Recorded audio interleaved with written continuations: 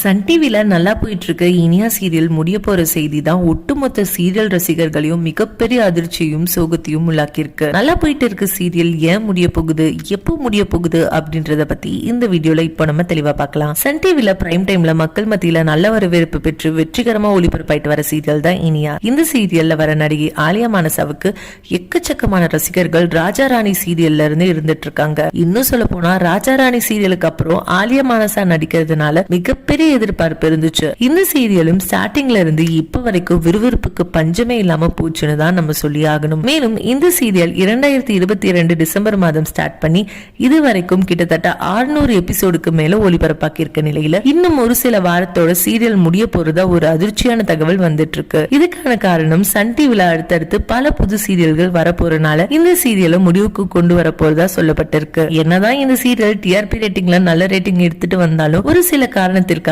இந்த சீரியலை முடிக்கலாம் அப்படின்ற மாதிரி சொல்லிட்டாங்களாம். இன்னும் சொல்ல போனா ஸ்டார்டிங்ல இருந்து இந்த சீரியலுக்கு டைம் ஸ்லாட் பிரச்சனை இருந்துச்சு. லான்ச் பண்ணதுக்கு அப்புறம் 2 முறை டைம் ஸ்லாட்டை சேஞ்ச் பண்ணிட்டாங்க.